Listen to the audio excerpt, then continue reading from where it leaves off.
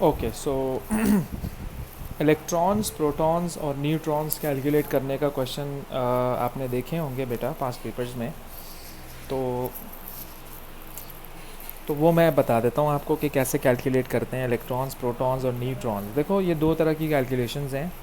एक तो आपको कैलकुलेशन करनी होती है सिंपल एलिमेंट की यानी न्यूट्रल की, ओके। और एक आपको कैलकुलेशन करनी होती है आयन की। अब ऑब्वियस सी बात है, आयन की भी अगर आ गई तो दो तरह के आयन्स होते हैं हमारे पास। एक होता है पॉजिटिव आयन और एक होता है नेगेटिव आयन।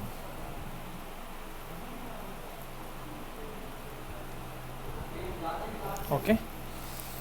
अब दूसरी बात ये कि एक कन्फ्यूजन है जो हम डेली रूटीन में देख रहे होते हैं कि बड़े कन्फ्यूजन होती है बच्चे को कि हम कभी अगर इलेक्ट्रॉन पूछ रहे होते हैं तो वो मास नंबर को देख लेता है, या कभी अगर मैं मॉलिक्यूलर मास कैलकुलेट करवा रहा हूँ तो वो प्रोटॉन नंबर को देख के कर रहा होता है। तो क्या करें इसके लिए हम?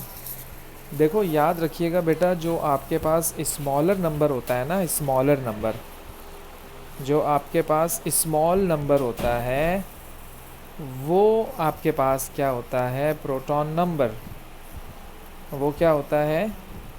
Proton number. और प्रोटॉन नंबर आपको दो चीज़ें बता रहा होता है। एक वो आपको बताता है कि उसमें इलेक्ट्रॉन्स कितने हैं, और एक वो आपको बताता है कि उसमें प्रोटॉन्स कितने हैं।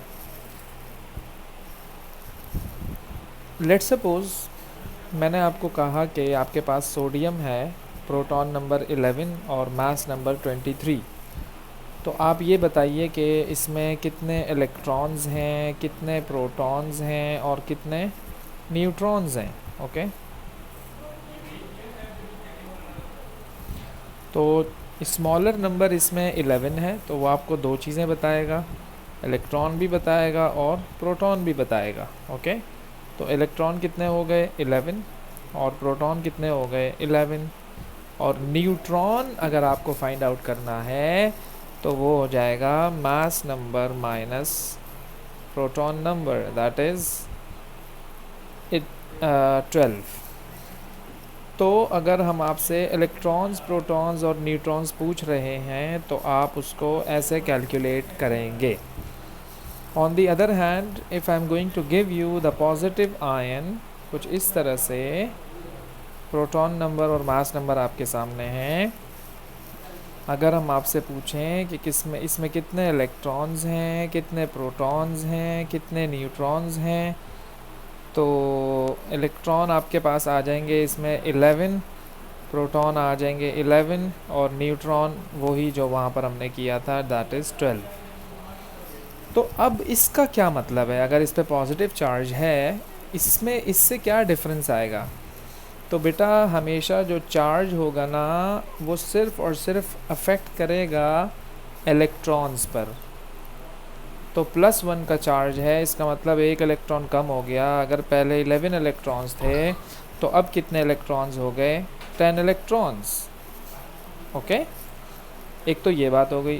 दूसरा ये कि अगर मेरे पास O2 माइनस हो, प्रोटॉन नंबर 8, मास नंबर 16, और अगर हम आपको कहें कि चलें बताइए ज़रा इसमें कितने इलेक्ट्रॉन्स हैं, कितने प्रोटॉन्स हैं और कितने न्यूट्रॉन्स हैं, तो बेटा इसमें वैसे तो अगर कोई चार्ज ना होता तो 8 इलेक्ट्रॉन्स होते, 8 प्रोटॉन्स होते, लेकिन अब तो -2 का चार्ज है।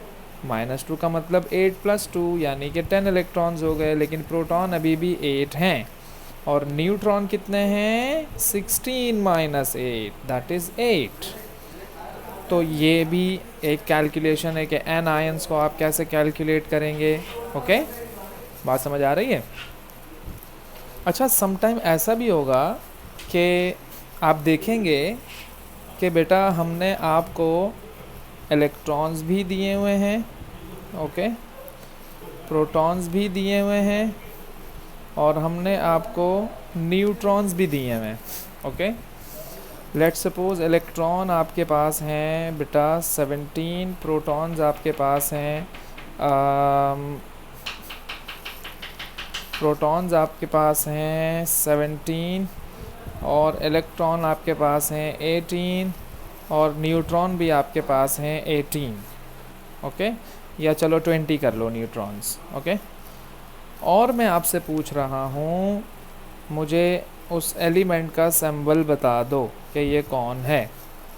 अब जाहिर सी बात है, आपको पीरियोडिक टेबल दिया हुआ होता है यार, आप पीरियोडिक टेबल में जाओगे, वहाँ से देखोगे प्रोटॉन नंबर ही सब कुछ है। प्रोटॉन नंबर आपको किसी भी एलिमेंट की आइडेंटिटी बताता है, ये याद रखिएगा।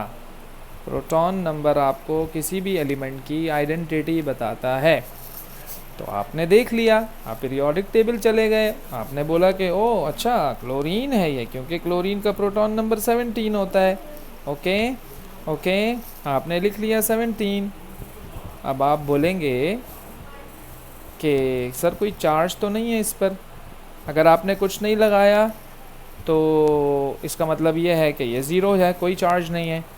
अगर आप समझते हैं कि इस पर कोई चार्ज है तो आप लगाओ, -1 है, +1 है, -2 है, +2 है। तो वो आपको कैसे पता लगेगा बेटा? इसको और इसको देख के पता लगेगा। अगर ये दोनों सेम हुए, अगर ये दोनों सेम हुए यानी इलेक्ट्रॉन और प्रोटॉन, तो कोई चार्ज नहीं है। लेकिन इस केस में एक इलेक्ट्रॉन ज़्यादा है, इस केस में एक इलेक्ट्रॉन ज़्यादा है, तो इलेक्ट्रॉन पे तो नेगेटिव चार्ज होता है, तो आप बोलेंगे इस पे -1 का चार्ज है। 1 ना लिखो, माइनस का चार्ज है, -1। अगर 2 इलेक्ट्रॉन ज़्यादा होते हैं तो -2 होता। किस से ज़्यादा होते? प्रोटॉन से। किस से ज़्यादा होते? प्रोटॉन से, ओके। अब आप बोलेंगे कि सर मैं यहाँ क्या लिखूँ? ऑब्वियस सी बात है, यहाँ आप मास नंबर लिखते हो बेटा, लेकिन पीरियोडिक टेबल से देख के नहीं लिखना आपने। ये मैं आपको बड़ी इंपॉर्टेंट बात बता रहा हूँ, पीरियोडिक टेबल से नहीं देखना है आपने। Mass number is the sum of proton and neutron. तो प्रोटॉन आपके पास है 17, न्यूट्रॉन आपके पास है 20, सो टोटल कितना बन गया? 37। तो इस तरह से भी आपको पता होना चाहिए, दैट्स इट। अब मैंने आपको हर केस करवा दिया है, ओके। अब मैंने आपको हर केस करा दिया है। अब आप इसकी मल्टीपल एग्जाम्पल देखकर इसकी प्रैक्टिस कर सकते हैं, ओके बेटा।